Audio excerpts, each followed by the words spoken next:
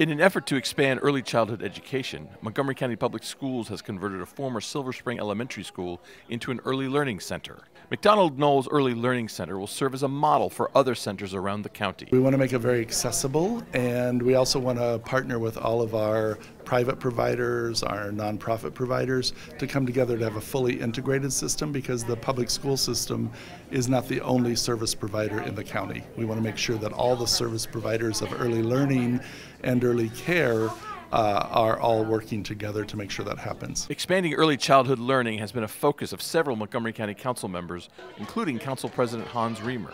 The trick is to find the funding. The cost of doing one of these types of facilities within the scope of the budget is just a fraction, and the cost of not doing it is great, because what ends up happening is when kids don't come in ready to learn, they start to fall behind, and then the school system has to spend a lot more money over time with additional supports and interventions. And so the system as a whole ultimately will save a lot of funds by ensuring that all kids are coming in on an even footing, ready to learn, and over time it's really going to pay off. So the investment is incremental.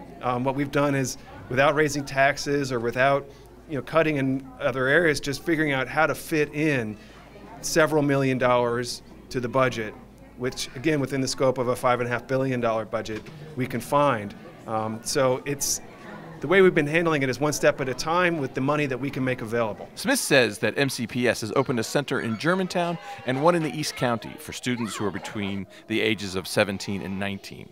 They'll be able to complete their diploma, but the sites will look much different than other educational settings, he says. The one in Germantown, if you walk in, feels like you're walking into a business center, and the one when it opens in East County will feel the same way. So they feel and look very different.